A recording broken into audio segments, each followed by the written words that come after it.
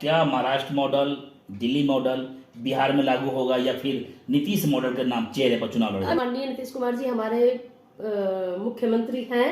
नमस्कार, आप देख रहे हैं एमएस न्यूज। बिहार विधानसभा का चुनाव बहुत ही करीब है।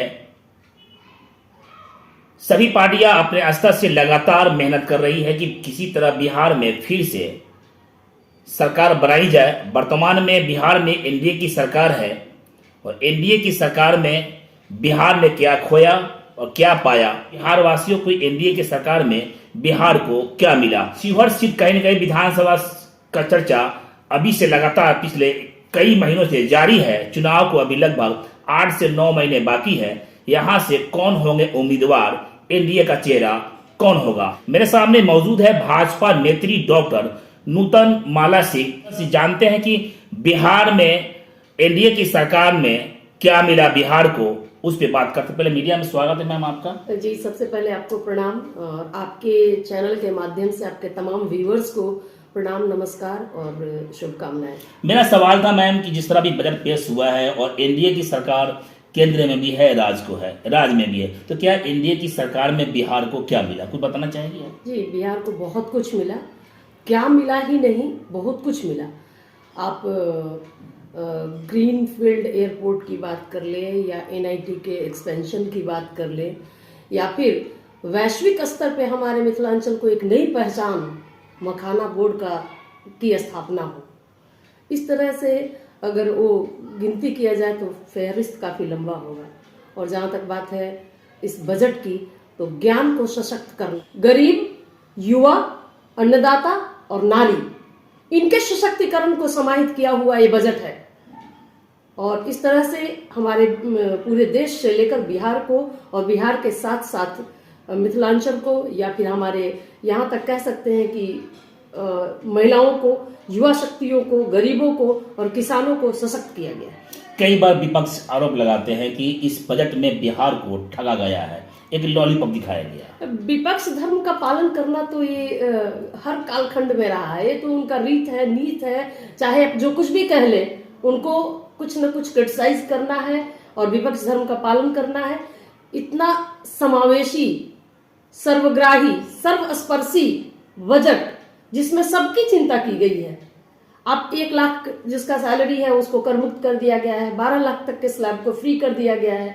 जरूरत है इसके अध्ययन की, कम जानकारी लेकर बोलने की जरूरत नहीं है कि नहीं मोदी जी ने या फिर केंद्र सरकार ने जो बजट पास किया वो बिहार के हित में नहीं है, देश के हित में नहीं है। जो कहते हैं देश के हित में नहीं है, वो ये तो बता कर देखे कि इस बजट में है क्या, पढ़कर देखें और या फिर इसका व्याख्या करके देखें। एक सवाल लगातार गूंज रहा है मैम, अभी आपके भाजपा के प्रदेश अध्यक्ष डॉक्टर दिलीप जायसवाल जी ने अपने पद से इस्तीफा दिया है, तो क्या ये भाजपा के नीतियों में से है या फिर चुनावी रणनीति है? नहीं, बिल्कुल हमारे भाजपा की रीत और नीति है, एक व्यक्ति एक दायित्व। लेकिन सवाल बनता है पहले क्यों नहीं दिया इस्तीफा?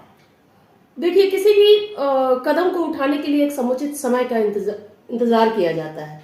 और जहां तक आप बोल रहे हैं कि वोट की राजनीति है, तो हम राजनीतिक पार्टी से बिलोंग करते हैं और हर राजनीतिक पार्टी वोट का राजनीति करती है, तो फिर हम क्यों पीछे रहे? एक सवाल, राजनीतिक पार्टी को तो वोट चाहिए।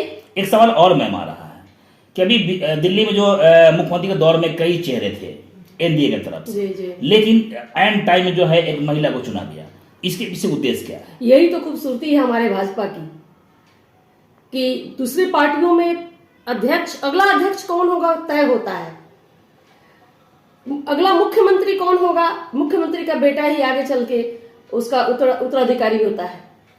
आप कांग्रेस में जान सकते हैं, राजद में जान सकते हैं कि लालू यादव के बाद उनका अगला वारिस कौन है। लालू यादव अपना वारिस तैयार करके रखे हुए, लेकिन ये भाजपा है और भाजपा की खूबसूरती है कब किस कार्यकर्ता पे भाजपा की पैनी निगाह पड़े और उसको उठाकर फर्श से अर्श पे रख। यानी आप कहने का अर्थ है कि ये एक कार्यकर्ताओं की पार्टी है? कार्यकर्ताओं की पार्टी है बिल्कुल, और कर्मठ सिपाहियों की पार्टी है। और भाजपा में किसी को दरकिनार नहीं किया जाता है। आज वहां महिला मातृशक्ति के हाथ में दिल्ली का बागडोर देना बहुत सारे संदेशों को खुद में समाहित किए हुआ है। और हमारी पार्टी का रीत नीति है कि मातृशक्तियों को सम्मान देना है, और ये सम्मान देना हमारे संस्कृति से जुड़ा हुआ है। एक सवाल और मैम से, लगातार पॉलिटिकल बातें हो रही है, तो बिहार में जो अभी जिस तरह से चुनावी रणनीति चल रही है, जिस तरह दिल्ली में चेहरे को नहीं दिखाया गया था, चेहरे को एक छुपा कर चुनावी रणनीति में चुनाव लड़ा गया था, तो क्या उस दिल्ली वाली रणनीति को भी जो है कहीं बिहार में अपनाया जाएगा? देखिए, ये बहुत ही खूबसूरत रणनीति है और इस रणनीति पे अन्य राजनीतिक पार्टियों को भी चलना चाहिए। महाराष्ट्र मॉडल, दिल्ली मॉडल, क्या बिहार में मॉडल लागू होगा? देखिए, बिहार, हर राज्यों की परिस्थितियां अलग होती है, सबका राजनीतिक स्टेटस अलग होता है, पॉलिटिकल स्टेटस अलग होता है, इसलिए किसी को किसी से कंपेयर नहीं करना है। हमारे बिहार की भी बात है, हम कार्यकर्ताओं की पार्टी है, हम लगातार लगे हुए हैं फील्ड में, बूथ स्तर तक जा रहे हैं, पन्ना प्रमुख तक जा रहे हैं, और हम लोग अपना भाजपा का एनडीए का सरकार फिर बनाएंगे। क्या महाराष्ट्र मॉडल, दिल्ली मॉडल बिहार में लागू होगा या फिर नीतीश मॉडल के नाम चेहरे पर चुनाव लड़ेगा? नहीं, देखिए, माननीय नीतीश कुमार जी हमारे मुख्यमंत्री हैं और जब तक रहेंगे वो हमारे मुख्यमंत्री रहेंगे, उनके नेतृत्व में ही हमारे जो गठबंधन है, पांचों पांडवों की जो शक्ति है, इसका इस्तेमाल करके राज्य को आगे बढ़ाया जाएगा। अब तो नीतीश कुमार के बेटे की भी चर्चा हो रही है कि वो भी राजनीति में उनको आना चाहिए, इसे किस रूप में देख पा रही है? देखिए, लोकतंत्र की खूबसूरती यही है, स्वतंत्र फैसला। अगर निशांत कुमार राजनीति में आना चाहते हैं तो उनका स्वागत है, इसमें कोई किसी का विरोध नहीं कर सकता है। और अभी बात भविष्य के गर्भ में है, इस पे बहुत ज्यादा टिप्पणी देना या कुछ भी स्टेटमेंट देना जल्दबाजी है। 30 फिर से नीतीश और 225 सीट का दावेदारी किया जा रहा है, लेकिन विपक्ष का आरोप है कि इस बार बिहार में सरकार एनडीए काम नहीं बनने देगी। और विपक्ष की क्या बात करते हैं, वो तो प्रशांत किशोर जी का परिचय देते हैं, प्रशांत किशोर पांडे करके।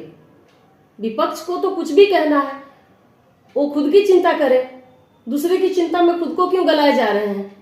अभी एक सवाल और सोशल मीडिया पे गूंज रहा है, थोड़ा सवाल करवा है।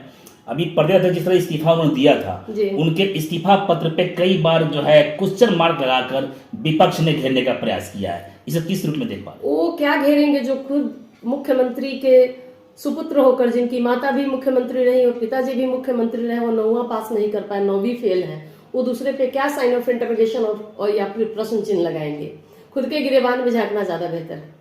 काफी सक्रिय भूमिका में है और राजनीति को बहुत ही करीब से आप जान रही है, अपने बिजी शेड्यूल टाइम से लेकर भी आप पॉलिटिकल के सफर तक काफी एक्टिव मेंबर है, काफी एक्टिव नेत्री हैं, तो क्या लगता है कि इस बार सीहोर जो है वो एनडीए खाता में रहेगी या फिर एनडीए में कई भाग है, जैसे 5 पार्टनर की बात आया है, लोजपा आर भी है, जदयू भी है और हम पार्टी भी है और भाजपा, बीजेपी, और इन सभी 5 मिलाकर पार्टियां बनी, तो क्या लगता है कि भाजपा कोटे में जाएगी या फिर जदयू कोटे में जाएगी?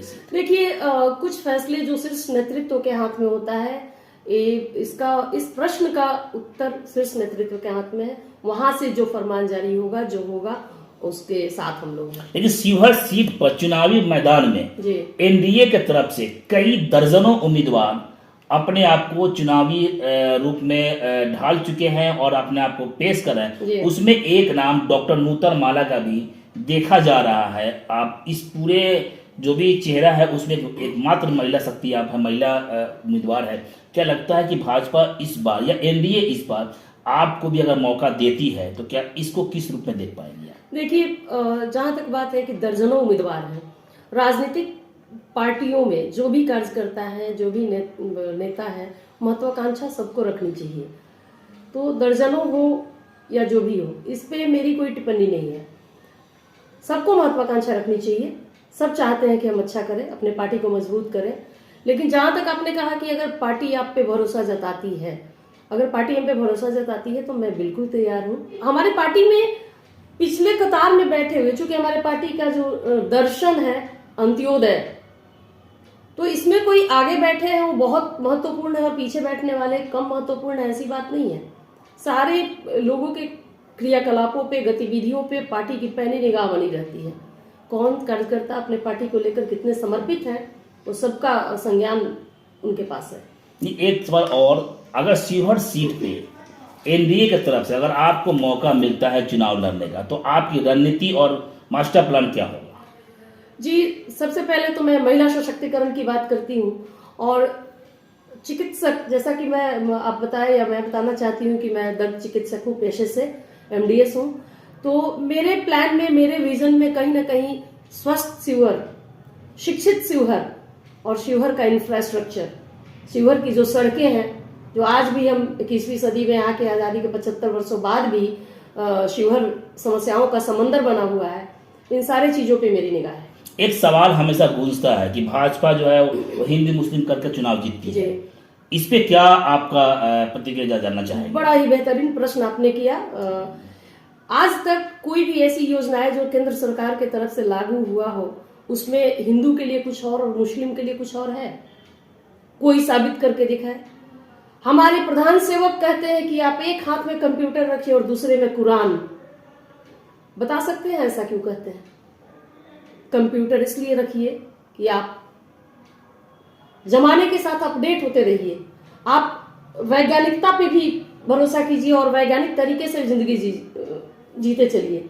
और कुरान इसलिए कि वो आपका जो आपके धार्मिक भावना को आहत नहीं करना चाहते हैं। ये तो विपक्षियों का एक जुमला है, विपक्षियों का एक समाज में विष फैलाने का एक तरीका है कि भाजपा हिंदू और मुस्लिम करती है। आज हमारी मिल्कीपुर का जो विजय हासिल हुआ है यूपी में, क्या वहां मुस्लिम वोट नहीं किए हैं? हमारे प्रधान सेवक को मुस्लिम भाई बंधुओं का भी वोट मिलता है, और खासकर मातृशक्तियों का तो और भी। इसलिए इस तरह के जहर को समाज में नहीं फैलाना है। हम तमाम हिंदू मुस्लिम भाई बहन सनातनी हैं, और सनातन शब्द का जो गलत इस्तेमाल करते हैं, सनातन का मतलब होता है चिरंतन, आप कह सकते हैं इंग्लिश में इटर्नल। तो सनातनी सिर्फ हिंदू ही नहीं, मुस्लिम भी होते हैं। इसलिए मैं करबद्ध और हाथ जोड़कर समाज में प्रबुद्ध लोगों से आग्रह करूंगी कि इस तरह के गलत फहमियों पे प्रकाश डालें और किसी को वहम का शिकार ना होने दें। आप कहीं भी किसी भी योजना में, किसी भी फैसले में कहीं भी देखिए, इस तरह की कोई बू नहीं आती है कि ये मुस्लिम के लिए है और ये हिंदू के लिए है। सबका साथ, सबका विकास, सबका प्रयास और सबका विश्वास। लेकिन जब इस सवाल पे एक और कड़वा सवाल भी है और सच भी है, जब भारतीय जनता पार्टी सबका साथ विकास की बात करती है, तो क्या पार्लियामेंट में और विधानसभा में मुस्लिम चेहरे को टिकट क्यों नहीं दी जाती? बिल्कुल दी जाती है। आप अपने कुछ समय पहले जाकर देखिए, APJ अब्दुल कलाम को किस कार्यकाल में, किस पार्टी की सरकार में उनको भारत के इतने सर्वोच्च संवैधानिक पद पर किसने बैठाया? इसलिए इस तरह के तमाम बहुत सारे उदाहरण पड़े हैं, और आप मीडिया के बंधु बांधव हैं, आपसे भी मैं आग्रह करूंगी कि ऐसी गलतफहमियों को सिरे से नकारें। अगर इस बार NDA की सरकार बिहार में बनती है, जैसा कि आप लोगों का दावा है, तो कई ऐसे जो है वो कई सवाल अभी से जो है वो तेजस्वी यादव जो है मुख्यमंत्री सवाल खड़ा कर रहे हैं कि इनके रीजन में कोई विकास नहीं हुआ। आए दिन कहीं न कहीं हत्याएं होती रहती है, घटनाएं घटती रहती है, इसमें कोई अंकुश नहीं है। उनके जो अफसरों की सरकार चलती है, मतलब ये कंट्रोल ऑफ पावर जो कहीं न कहीं वो सिर्फ CM के हाथों में है, बल्कि वो अफसर के हाथों में है। इस पर क्या कहना चाहिए? ये कौन बोलते हैं? उनके पुत्र, जिनके पिता भय, भूख, भ्रष्टाचार और अपहरण के जनक थे। 2005 से पहले के बिहार की कल्पना कीजिए। 5 बजते बजते अगर आपके परिवार के कोई भी सदस्य बाहर होते तो आपकी धड़कनें तेज होने लगती कि जल्द से जल्द वो सदस्य घर में वापस आ जाए, या कहां से कौन सी बुरी खबर आ जाए। उनके पिताजी के शासनकाल में हुआ। आज वो क्या चिंता कर रहे हैं? उनको चिंता करने की जरूरत है। 2005 के पहले क्या हुआ उसका अध्ययन करें, उसके बाद फिर दूसरे के ऊपर उंगली उठाएं। जिस तरह पिछली बार जो है वो भाजपा कोटे में सीट थी, इसको कहीं न कहीं जदयू कोटे में आ गया था, क्या इस बार ऐसा संभावना है कि भाजपा कोटे में रहेगी या फिर जदयू कोटे में जाएगी? देखिए, जब तक कि टिकट डिस्ट्रीब्यूशन नहीं हो जाता है, शीर्ष नेतृत्व का क्या फैसला होगा, इसके पहले कयास लगाना या फिर अटकलबाजी करना सही नहीं है। क्या लगता है कि नूतन माला सिंह जो है वो अपने आप को विधानसभा शिवहर सीट के लिए फिट और सटीक उम्मीदवार बनती है? देखिए, जहाँ तक फील्ड की बात है, हमसे ज़्यादा आप मीडिया के बंधु बांधव लोग, जो लोकतंत्र के चौथे स्तंभ होते हैं, और हर कालखंड में आप लोग के बिना मशाल जलाए कहीं रोशनी नहीं होती है, तो आप बताएंगे कि हमारे बारे में लोगों का क्या राय है।